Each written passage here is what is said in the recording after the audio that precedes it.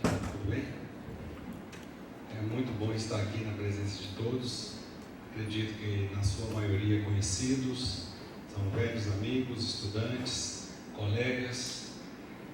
E parabenizar o Comete, o professor Ednilton, de ter tomado essa iniciativa de organizar essa semana de engenharia e a iniciativa dos núcleos em oferecer esse workshop dentro desse contexto da semana.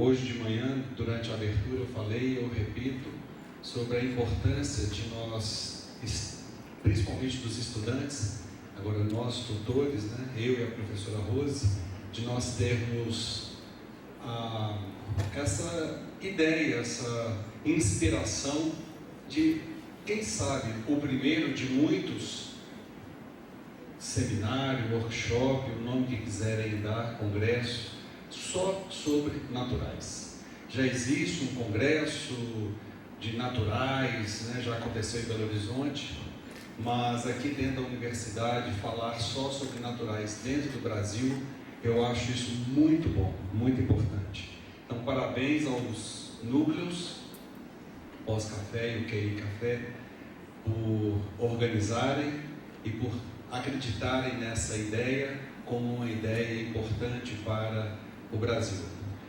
Hoje pela manhã, palestra incrível da Vanúzia, ela confirmou o que eu venho observando sobre o posicionamento estratégico do Brasil na produção de cafés naturais. Ela não repassou, claro, evidentemente, todas as informações e todos os dados, mas a BSA, eu tenho acompanhado de perto o trabalho da BSA, e eles têm feito levantamentos no Brasil e fora do Brasil sobre o posicionamento do Brasil no mercado de cafés especiais. Então, vários indicadores, várias informações importantes têm sido coletados por iniciativa da BSA, exatamente para ajudar tanto produtores como torrefadores, enfim, o Brasil a se posicionar mais e melhor no mundo. Fica aqui um agradecimento especial a toda a equipe com a qual eu trabalho. Muitos estão presentes aqui, estudantes de graduação, mestrado, doutorado, pós-doutorado. Evidentemente que tudo que um professor faz dentro da universidade somente é possível com a participação e a colaboração de pessoas, como já foi dito hoje, os futuros líderes, sejam em qualquer área. Espero que em cafés especiais saiam dessa sala, que muitos estão aqui presentes, os futuros palestrantes, os futuros professores, os futuros empreendedores, os futuros produtores de café, agora com uma visão mais moderna, exatamente observando toda essa tendência. E evidentemente que sustentabilidade é uma das palavras mais importantes, e toda vez que se fala de sustentabilidade, nós temos que falar de cafés naturais. Fica o meu agradecimento e parabéns por estarem com essa iniciativa. A produção de cafés naturais, a produção de café no Brasil, se você quiser passar para a gente, ele pode passar. Isso, muito obrigado. Então, esse é um conhecimento de todo mundo. O café, ele é produzido no Brasil de diferentes maneiras. Ele é produzido utilizando diferentes processos, despolpado, descascado, desmucilado ou natural. E nós temos aí, esses números em geral ocorrem conflitos, né? 300 mil, 400 mil, um número que normalmente se repete mais, em torno de 300 mil produtores no Brasil inteiro, e aí 40, 45, 50 milhões de sacas produzidas todo ano. Para nós termos uma ideia sobre a produção de café no Brasil e os seus impactos ambientais, se todos os produtores usassem secadores, ou seja, se o Brasil não tivesse 1 metro quadrado sequer de terreno, seria necessário essa quantidade de energia na ordem de 4.800 gigawatts hora, o equivalente para suprir energia para uma cidade com 2.750.000 habitantes. E se todos os produtores do Brasil optassem por despolpar o café, como ocorre na América Central, na Colômbia e outros países, seriam gerados simplesmente isso aqui dá o que, gente? Bilhão ou trilhão de metros cúbicos de água, o equivalente. Eu fiquei impressionado, eu apresentei isso lá no Japão, e os japoneses, eles ficaram com os olhinhos bem abertos, quando eu falei que isso no Brasil seria suficiente para suprir a cidade de Tóquio durante 2 anos com água, se simplesmente todos os brasileiros resolvessem despolpar café. Agora, café com qualidade é despolpar. Vamos despolpar como a América Central faz, como a Colômbia faz. Simplesmente seria necessário nós usar água ou produzir água residuária equivalente aqui a 2 anos de suprimento de água em Tóquio. Todo mundo está observando que houve um problema aqui de configuração, mas vamos dar sequência nisso aí, tá ok? Entretanto, a realidade do Brasil, aqui nós temos 80% de pequenos produtores trabalhando com processamento predominantemente natural, cereja descascada, desmucilada e secagem ao sol, o que salva anualmente. Então é o outro lado que a gente tem que mostrar para o mundo. Nós não sabemos vender bem a nossa imagem.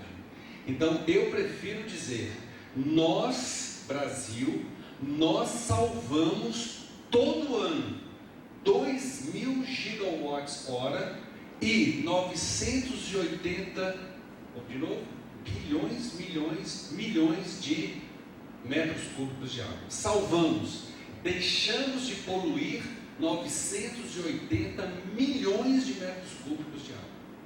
Essa é uma outra maneira de dizer que nós predominantemente trabalhamos com café natural.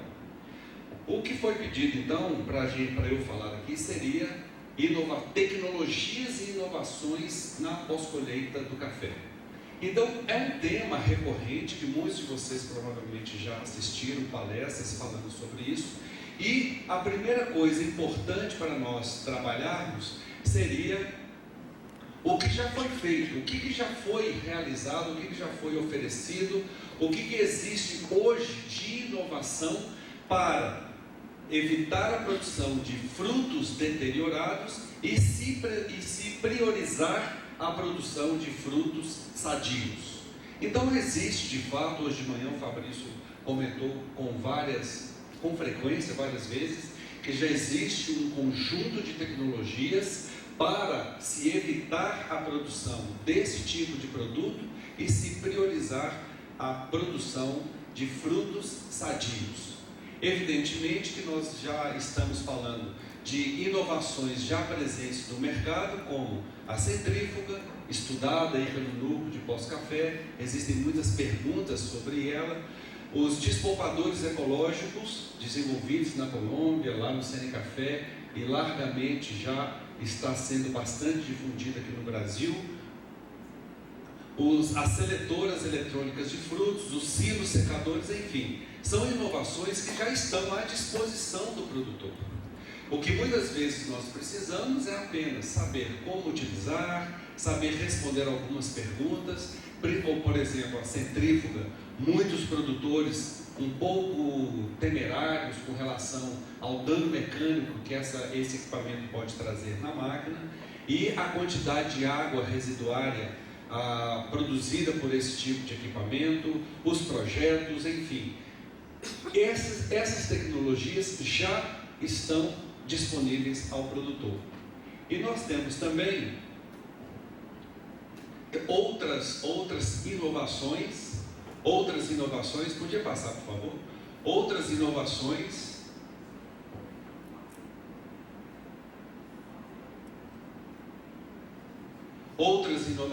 consagradas no manejo do café. Então seria o que todo mundo já sabe, volta por favor.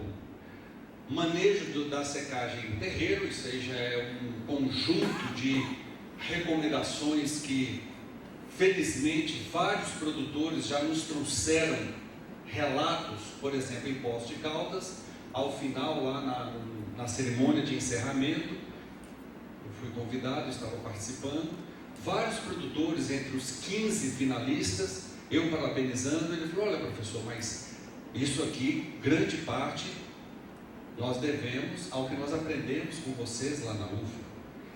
Não foi um, foram vários produtores. Ainda hoje algumas pessoas questionam, estão surgindo novos questionamentos, o que é normal, natural entre produtores, a ciência nunca para, já estão pessoas, no mesmo dia veio uma pessoa e falou assim, olha porém, na verdade, eu estou fazendo um pouco diferente. O meu melhor café é aquele que eu deixo grosso durante a noite e deixo ele fermentar. E ele fica fermentando grosso durante vários dias, até cubra esse café. E esse café é o que está saindo melhor lá na minha fazenda. Eu falei, ok. As coisas mudam, o mercado muda, mas ele não estava entre os finalistas lá do Campo Al Excellence, tá bom? Ele não conseguiu ficar entre os finalistas. Ou seja, alguma coisa está acontecendo, mas ainda os cafés mais limpos são produzidos de acordo com esse conjunto de informações que nós disponibilizamos já por muitos anos para produtores.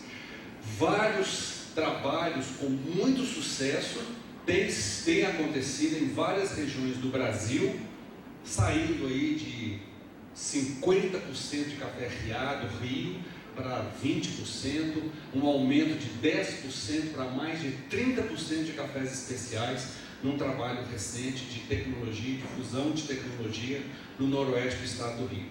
Então assim, nós consideramos esse conjunto de informações como uma grande inovação, incluindo o descascamento do verde, a secagem natural do verde. Ainda alguns técnicos, até mesmo alguns colegas da UFLA e de outras instituições, ainda insistem em utilizar outras recomendações, o que na verdade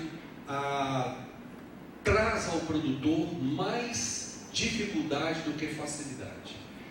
Tanto o descascamento verde quanto a secagem do verde natural, nós temos não só trabalhos de pesquisa, mas relatos e resultados de produtores com uma qualidade formidável, com um diferencial muito grande.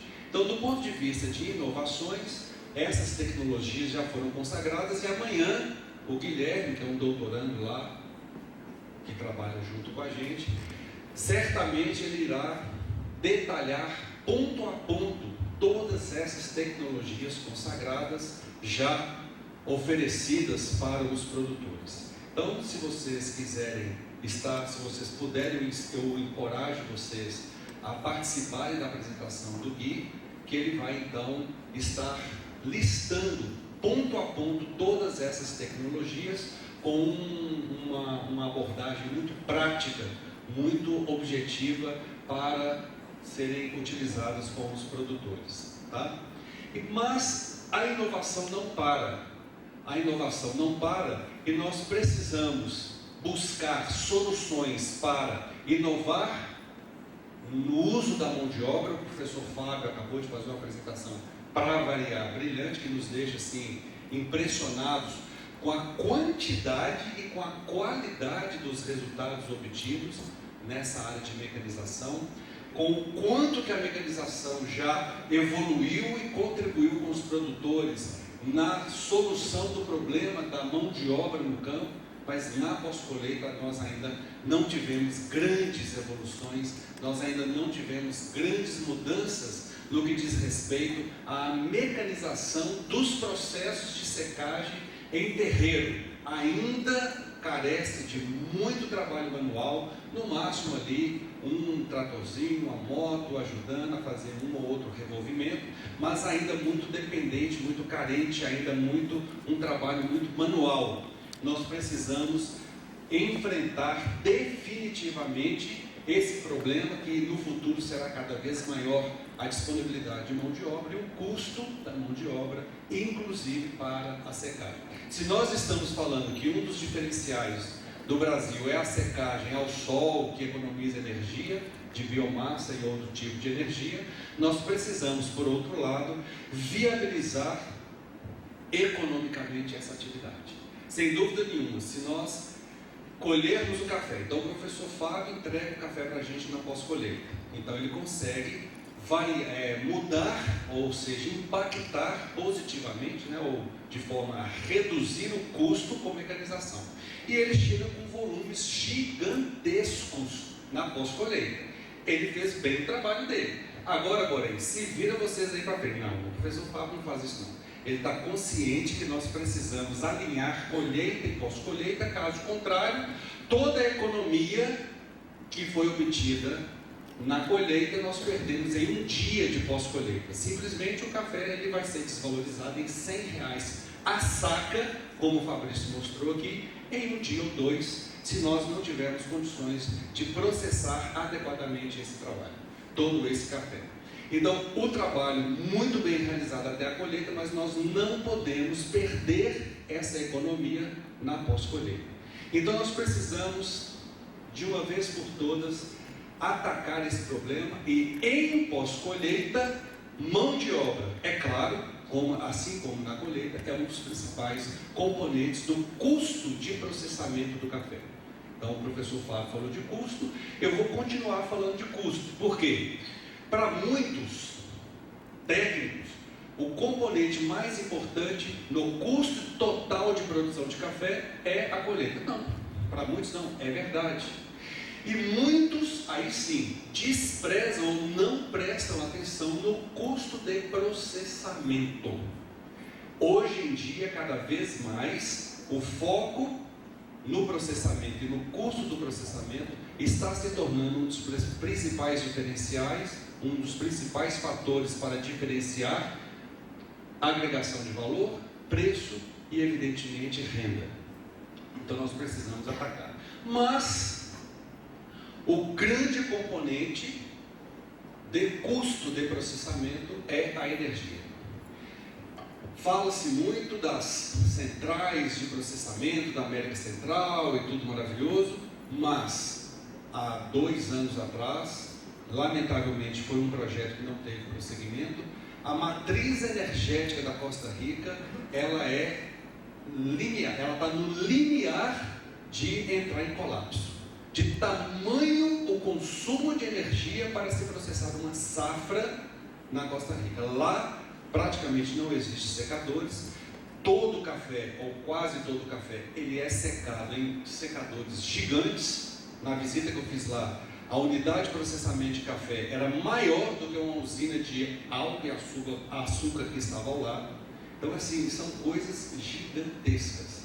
Então, nós precisamos saber muito bem qual é esse posicionamento, o que é que nós estamos buscando quando nós falamos de processamento, quando nós estamos falando de sustentabilidade da produção de café e, no caso aqui, especificamente cafés naturais. Então, nós temos aqui 2 grandes desafios, que não é de hoje, isso é um desafio já de muitos anos, mas que se torna cada vez mais importante. E, evidentemente, uma crescente demanda por qualidade.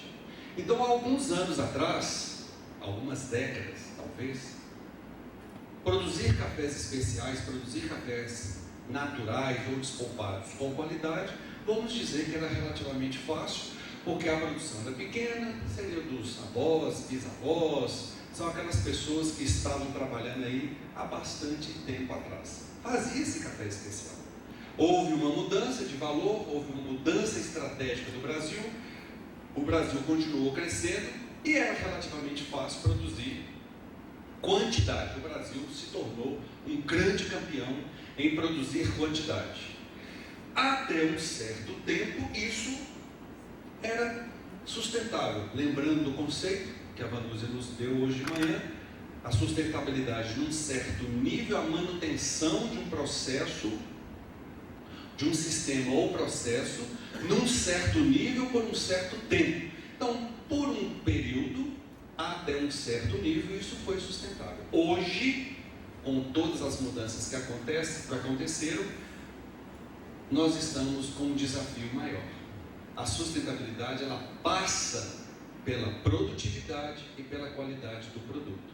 Então está cada vez mais difícil manter o negócio café sustentável, porque nós precisamos de solucionar e cada vez mais qualidade. O mundo quer cada vez mais qualidade. A exigência sobe cada vez mais e, evidentemente, as dificuldades do produtor também. Então nós precisamos continuar inovando para tentar atacar essas questões. E evidentemente que nós precisamos separar, toda vez que nós pensarmos em desenvolver tecnologia, seja de colheita, professor Fábio, ou de pós-colheita, nós precisamos separar esses dois mercados de café. Nós precisamos desenvolver tecnologias para solucionar problemas inerentes ao commodity e nós precisamos de gerar inovações para problemas inerentes ao mercado de especiais. Aqui nós temos uma relação direta com custo e preço, é preço e custo, preço e custo. A qualidade ela é importante, mas nos especiais a qualidade ela tem um peso, é claro, né? Um peso muito maior. Então são soluções tecnológicas que muitas vezes são diferentes, elas podem ser complementares. O Fabrício falou hoje de manhã, e eu concordo, que ainda que alguém tenha tido o sucesso de produzir 60% de cafés especiais, que é um número maravilhoso, qualquer produtor, a Ucha mesmo ia ficar felicíssima se não é ela que está produzindo isso tudo, né, Josué?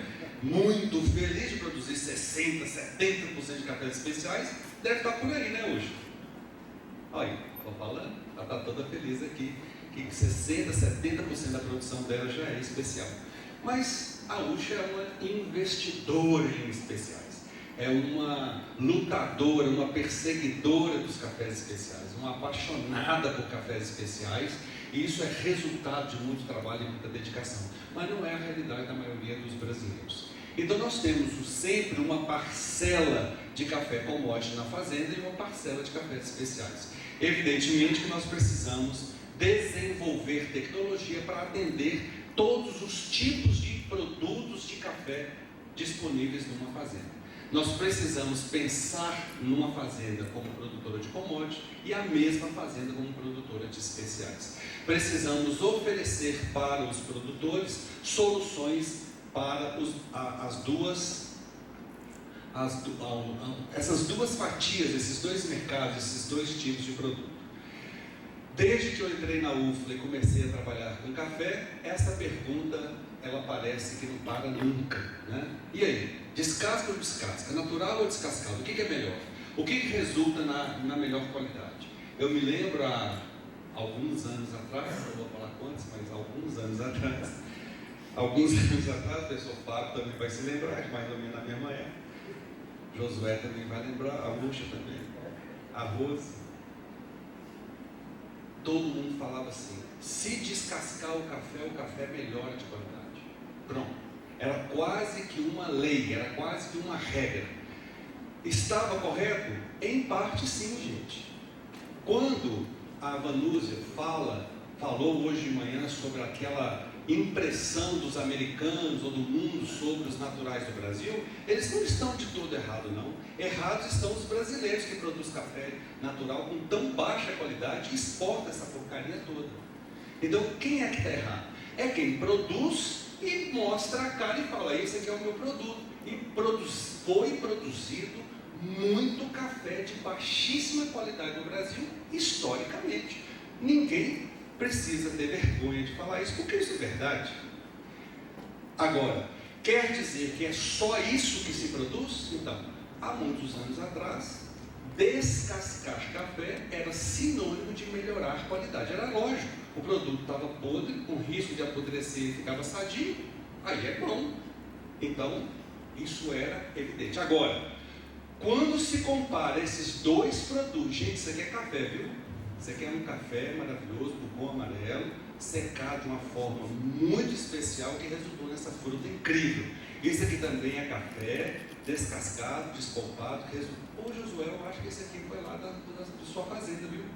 É aquele experimento que eu fiz alguns anos atrás lá. É uma foto que eu guardei até hoje com muito carinho, né? Quando eu saí do pós-doutorado, Josué que forneceu generosamente o material para a gente fazer o trabalho, né? Então, são 2 produtos. Hoje, a pergunta é, hoje, descascar o café necessariamente melhora a qualidade?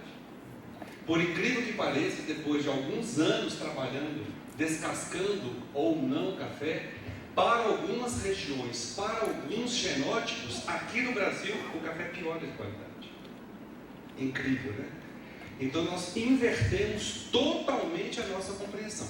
Para algumas situações, para alguns genótipos, para alguns ambientes, descascar é bom.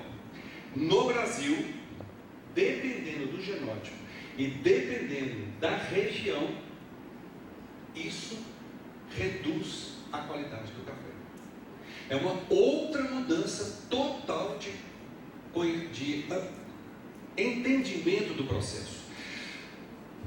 Basicamente, o que nós temos observado, e não foi à toa que o mundo, principalmente os americanos, adotaram esse como processamento principal deles, a variabilidade aqui é baixíssima.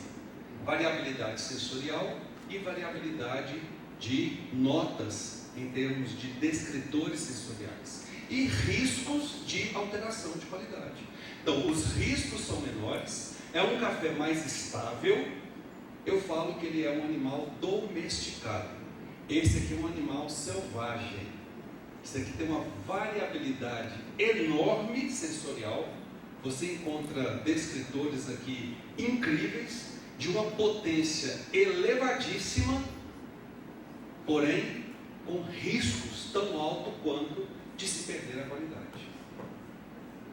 A pergunta então, ou várias razões para se produzir cafés naturais. Então, há muitos anos, eu, como professor, pesquisador, orientador e etc., palestrante, difusor de tecnologia, entendo e escolhi pesquisar naturais como um posicionamento estratégico para o Brasil, não só em termos de marketing, mas em termos de desenvolvimento de ciência e protagonizar o conhecimento.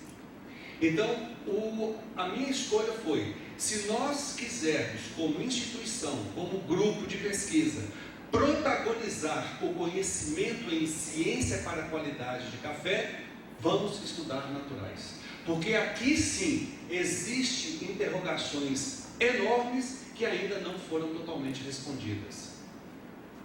Por que que o café natural tem gosto de café natural? Quais são as causas? O que leva um café a ter determinados sabores ou determinados gostos e cheiros diferentes de outros e assim por diante? Então eu listei aqui algumas razões que na minha visão justifica, mobiliza, encoraja alguns produtores a produzir naturais. Primeiro, a tendência do mercado internacional. Isso é de fato realidade. Hoje é realidade. Há 5, 10 anos atrás, não. Hoje o mercado despertou para os naturais. Evidentemente que não é um mercado gigante. O americano ainda tem receios, ele é desconfiado, ele não reconhece ainda esse perfil de sabor. Alguns gostam muito, outros acham gosto de fruta podre, para vocês terem uma ideia. É falta de memória, eu acho talvez uma experiência ruim que ele teve na infância lá. Em vez de ser aquela banana verde que eles importam, vai ver que alguém deu uma banana madura e ele achou que estava podre, né? Alguma coisa assim, eu não sei. Mas são memórias, ok? Como já foi dito, os japoneses amam cafés especiais, australianos gostam dos cafés especiais e alguns mercados estão bastante interessados em conhecer. Eu me lembro há coisa de 4, 5 anos atrás, quando eu fui na Coreia do Sul pela primeira vez, uma das maiores importadoras de cafés especiais, a Terra Rosa. Eles são muito educados, então eles estão o tempo todo sorrindo, mas não diz claramente que não, isso eu não gosto. Muito educado, muito interessante, mas na hora de fazer o negócio não compra café natural. Aí ocorreu um concurso, depois que eu a conheci, Fabrício conhece quem é, ali. Ele vem ao Brasil, vem participar do Cup of Excellence. Ela, não, nós não compramos naturais. Mas vem pelo menos para conhecer. Não, nós não vamos. Na última hora ela resolveu vir de tanta insistência. Ela falou, professor, eu vim só por sua causa. Veio, ficou impressionada com o que ela viu, mas não comprou. No ano seguinte começou a comprar naturais. E agora está abrindo o mercado da Coreia do Sul, despertando para a oferta desses cafés. Então é uma tendência internacional, e mesmo porque esse mundo dos especiais, gente, eles amam novidades, eles amam coisa diferente, eles vivem de novos fatos. Ele precisa daquele café comum que todo mundo conhece, mas sempre lançando novos balões, diferentes novidades. Tá? Outra coisa importante é o que já foi falado, que o Brasil é de fato o único, não é um dos, é o único país no mundo capaz de ofertar cafés naturais de qualidade com quantidade. Claro que nanonote, picolote, não sei o que lá, mais lote lá, aquelas coisas bem miudinhas, 1 quilo, 2 quilos, meio quilo. Ok, qualquer um pode fazer. A gente faz em quantidade aqui no fundo do laboratório. Cafés com 97 pontos, 96 pontos, 95 pontos. Cafés que já receberam 100 pontos. Experimento que nós fazemos aqui, coletando em várias regiões do Brasil. Isso a gente faz. O pessoal da Guatemala, da América Central, está tentando fazer isso, nós fazemos aqui constantemente isso. Coisinha pequena. Está aí o pessoal do núcleo, os estudantes, que sabem que isso é possível ser feito. Ok, 1 quilo. Escala. O grande desafio é escala e regularidade e consistência na oferta de um produto de alto padrão de qualidade. Uma coisa é fazer 2 sacos, 5 sacos, ok? Faz um barulho muito grande, ok? Ganha concurso, ok? Agora, o mercado não vive de 1 saco, 2 sacos, 5 sacos de cafés de 97 pontos. Então nós estamos falando de ganhadores de concurso? Sim, mas eu estou falando de um mercado de quantos milhões de sacas ano. Conversando com a Vanusa ali durante o evento, ela falou, porém, acabou o café especial do Brasil. Não tem mais para vender. Compraram tudo. Se tiver, vende. A demanda está maior do que a oferta. Ok? Quando eu falo café especial, gente, não é acima de 80 não, tá? Acima de 85. Simplesmente o que tinha para vender foi comprado. Ok? Então a oferta, a demanda realmente está enorme. Evidentemente já foi falado, sem dúvida nenhuma é um método com menor impacto ambiental e possui sabores únicos e diversos. A cada novo processo, nova região, nova variedade, novos sabores. É impressionante. E aqui vem o baixo nível necessário para investimento como uma porta de entrada para pequenos agricultores para participarem tanto de concursos quanto dos mercados. Eu não tenho dúvida que, uma vez bem trabalhados os cafés naturais, pequenos agricultores têm a chance de fazer um grande salto em termos de agregação de valor e aumento de renda. É claro, desde que tenha muita qualidade. Porém, café natural especial não é um café fácil de produzir. Diferentemente do que muitos acreditam, os naturais especiais, eles são hipersensíveis. Muito mais do que os despolpados e os descascados. Ao contrário do que classicamente todo mundo sabe, temperatura natural pode ser a temperatura mais alta. Para naturais especiais, a temperatura tem que ser igual ou menor do que os despolpados.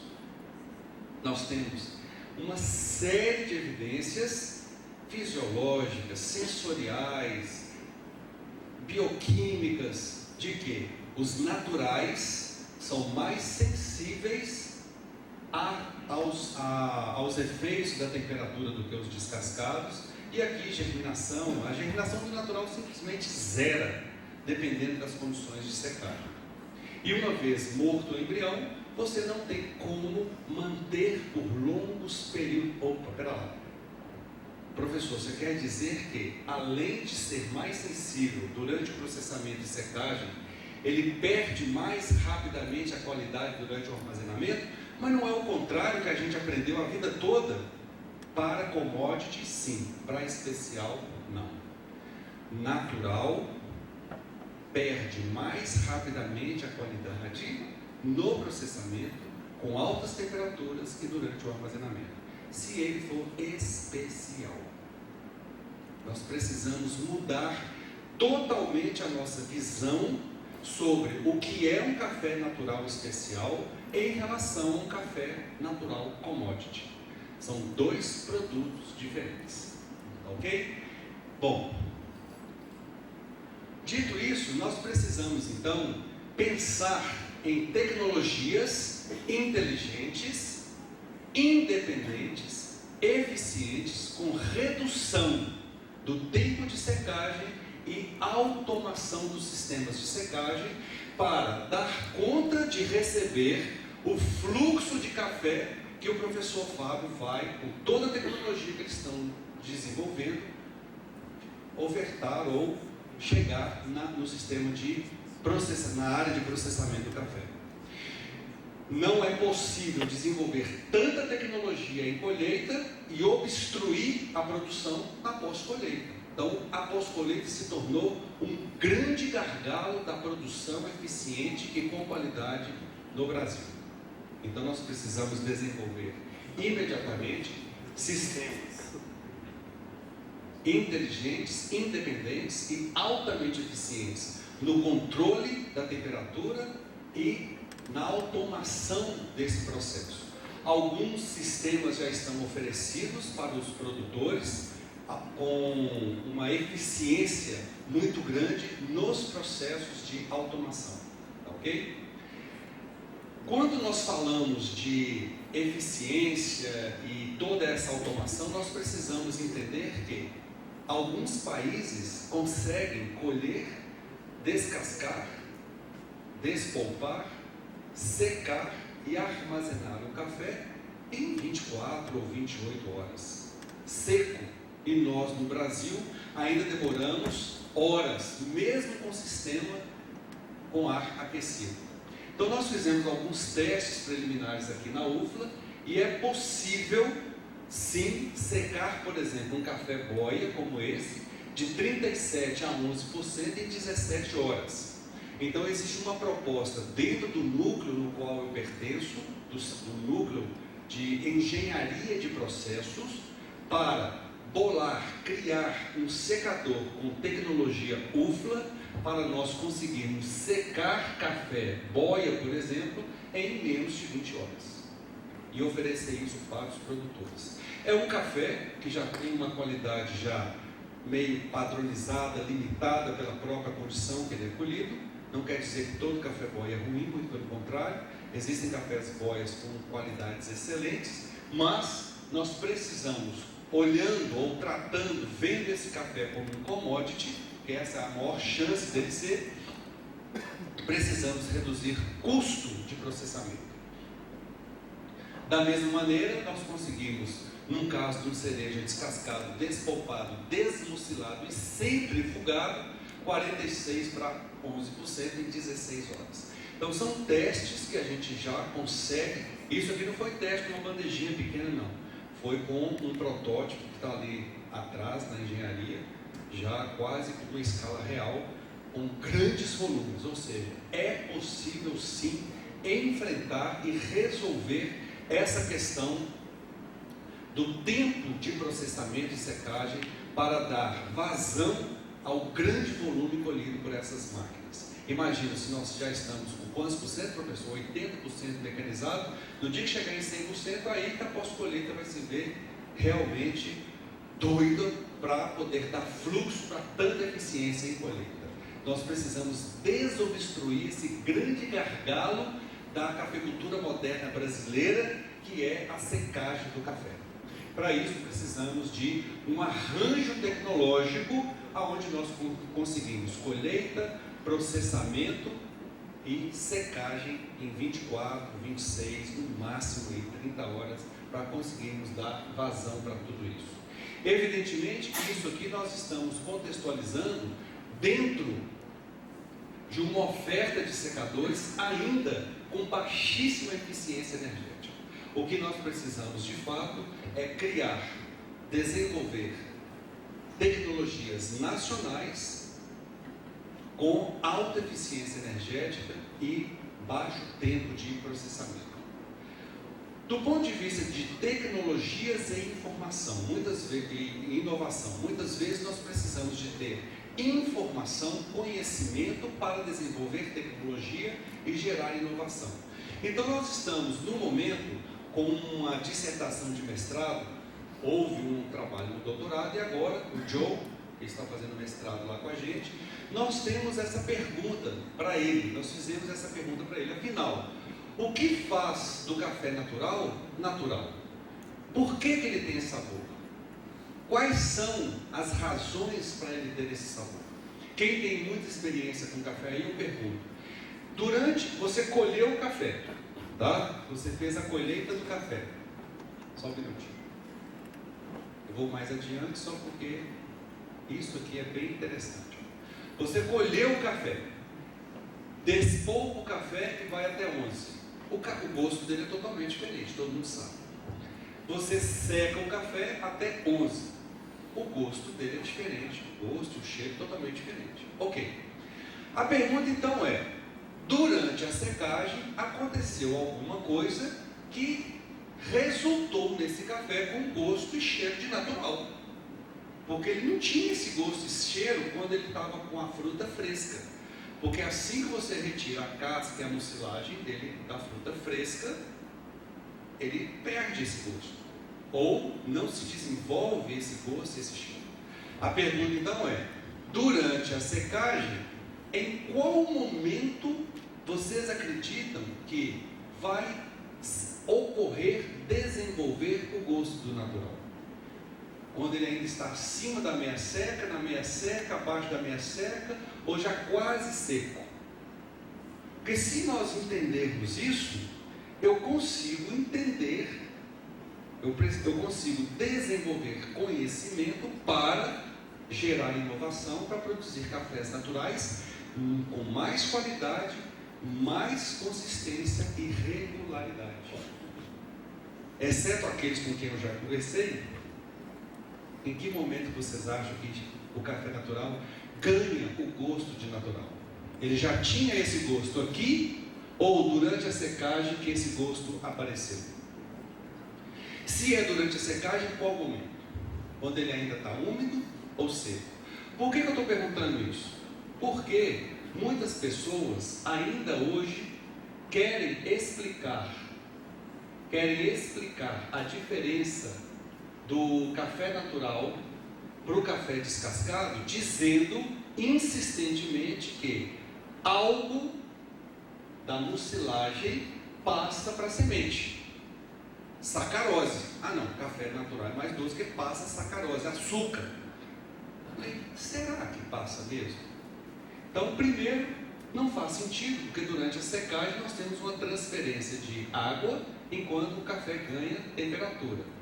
E durante esse período, a água sai em grande quantidade. Para comprovar que a sacarose não passa, nós coletamos vários pontos durante a secagem em terreiro. Aqui é a secagem em terreiro, o processo mais lento. E o que a gente viu que na secagem em terreiro, o teor de sacarose não muda na semente. Então, primeira comprovação, uma hipótese seguida de uma comprovação clara. Não há alteração, aqui é natural e despolpada. Não há variação. Você olha que uma hora uma mais alta, 50, 40, 30, 20 e 11% de teor de água no endosperma do café, e a sacarose simplesmente a mesma. Então essa explicação ela é falha, ela não faz sentido. Mas então por que o natural é diferente? Porque na verdade outros compostos, glicose, passa, professor? Não, nós podemos estar falando de alguma alteração dentro da semente, e outros compostos são formados dentro do endosperma, ou até mesmo outros compostos voláteis, outros compostos aromáticos podem de fato ocorrerem, serem desenvolvidos durante o processo de secagem, e aí sim, durante esse período aqui, de fato, ocorrer a formação. Nós temos uma tese de doutorado já defendida com isso, café com 36% de teor de água, a grande maioria dos degustadores não reconhecem como natural, para vocês terem uma ideia. Então os fenômenos que ocorrem são bem mais adiantados. Quer dizer, se nós quisermos, qual que é a importância disso? Se nós quisermos potencializar a qualidade dos naturais, nós temos que pensar em fenômenos que ocorrem em fases um pouco mais adiantadas. Ok? A gente passa, depois parece que pega. Pode passar o próximo, por favor? E nós também precisamos entender que essa qualidade, toda essa estrutura depende de outros fenômenos relacionados com a estrutura da membrana, e essa estrutura da membrana está muito associada à taxa de secagem, e nós temos aqui trabalhos muito interessantes relacionando a taxa de secagem com a qualidade. Então, produtores que possuem condições muito secas, temperaturas muito altas no ambiente, precisam cuidar dessa taxa de secagem, porque ela é negativa, ela compromete a qualidade do café. E nós temos aqui o trabalho do Éder, um trabalho de doutorado do Éder, e aqui nós temos taxas de secagem bastante diferenciadas, resultando para temperaturas de 35 graus numa redução significativa da qualidade, aí de 83 para 80 pontos, e depois de 7 meses perdendo inclusive a sua classificação como especial, tanto aqui quanto aqui. Então nós temos 40 graus, um efeito latente mais pronunciado, e 35 graus aqui, um efeito imediato e um efeito latente. Ou seja, quem trabalha com cafés naturais, grão a grão, e deixar até o final, não pode. Quem trabalha com café natural em regiões quentes e secas, precisa cuidar da taxa de secagem, porque ela reduz a qualidade do café. E para finalizar, um pouco sobre armazenamento, né? Nós temos aí vários trabalhos, são mais de 10 anos estudando armazenamento de café, incluindo o estudo de embalagens. Então, esse é um estudo de embalagens realizadas por uma outra estudante, hoje professora na UNB, a Fabiana. Nós temos aqui vários relatos sobre variação no teor de água, na cor. Aqui nós temos um ponto interessante. Essa aqui, claro, é a juta. No entanto, nós temos outras embalagens que, apesar de preservarem alguns aspectos do café, pelo fato de serem transparentes, elas permitem um maior branqueamento do café. Então, esse é um dos fatores. Apesar de termos esse trabalho muito consolidado, muito bom, está desenvolvendo com o Fabrício, que faz doutorado comigo também, um outro trabalho dando continuidade a esse estudo de armazenamento. Então aqui evidentemente nós temos ajuda em atmosfera controlada, e aqui vários tratamentos de embalagens. Evidentemente que nós verificamos aqui uma diferenciação aos 12 meses, mas o mais importante é você verificar a estabilidade dessa curva, porque como são sacos, cada saco é um indivíduo. Então, se você retira um saco de café com 3 meses, 6, 9, 12, são indivíduos diferentes que você está observando. Então, além de você observar a diferença ao final de 12 meses, é fundamental você observar a estabilidade do tratamento. O que nós observamos foi que os tratamentos com atmosfera modificada ativa garante uma estabilidade maior na qualidade do produto. Tem um cara rindo ali atrás, achando que ele é o bonitão aqui, mas pelo amor de Deus, fica quieto aí, Marcão. Não está essa bola toda não, né? Esse aqui é o trabalho do Fabrício, está aqui o Fabrício, né? E esse trabalho é bacana porque ele está instalado em uma condição real, Nós estamos em parceria com várias empresas, né? Desculpem aqui as demais empresas. Então nós temos aqui a Bourbon, a Videplast, a Klabin, a Carmopoves, a BSA, a Apex, dentro desse projeto que nós estamos estudando embalagem. Essa aqui é a embalagem do trabalho anterior, que nós já estamos buscando substituí-la, porque ela teve alguns problemas operacionais. Ela funciona, porém, ela corta, a solda dela é como uma lâmina, ela corta embalagens. Então, do ponto de vista operacional prático, ela não está com um futuro muito grande. Então nós estamos buscando desenvolver outras soluções para oferecer para o mercado internacional de cafés especiais embalagens capazes de manter por 12 meses ou 18 meses o café com uma qualidade muito alta. Então esse trabalho já concluiu 12 meses. Em dezembro agora eu e o Fabrício vamos para os Estados Unidos coletar amostras desse experimento que foi estufado, exportado para Minneapolis. Então nós já fizemos uma coleta em abril e vamos fazer outra coleta agora em dezembro. E o trabalho está também estocado no Brasil e parte dele foi exportado para os Estados Unidos. Dentro de cada embalagem, ou de várias embalagens, colocamos termohigrógrafos, ou seja, nós estamos registrando a temperatura e a umidade relativa dentro de cada embalagem e fora no container. Então, o que esse trabalho acrescenta em relação ao da Fabiana? Primeiro, novas embalagens. Segundo, o estudo em toda a etapa de exportação, destino final e mais 6 meses de armazenamento no destino final para verificar de fato a eficiência dessas embalagens na manutenção da qualidade do café. Nós fizemos injeção de CO2, esse aqui é no Brasil, esse aqui já é lá em Minneapolis, na Café Imports. Então nós temos aí condições de oferecer para o mundo uma tecnologia exclusivamente brasileira, desenvolvida em parceria com a UFLA, iniciativa privada, para manter a qualidade do café por longos períodos. Os resultados preliminares são bastante promissores. Nós temos aí uma queda na qualidade, não tem jeito, até agora, depois desses anos todos, exceto a menos 80 graus, a qualidade do café sempre cai, inclusive a vácuo, 1 ponto, 2 pontos, 3 pontos, mas cai um pouquinho. Mas nós estamos conseguindo manter por 12 meses o café com um frescor de safra nova. Nós levamos para Poços de Caldas, oferecemos para degustadores brasileiros e internacionais e os resultados foram incríveis, né? Só para você ficar tranquilo, viu? Os resultados foram incríveis e as pessoas falaram: olha, para mim esse café aqui não tem 12 meses que ele está armazenando, que é o resultado já do trabalho do Fabrício. É um café que foi colhido agora, essa safra. Não, esse café tem 12 meses. A reação é: não acredito, isso é incrível, isso é maravilhoso.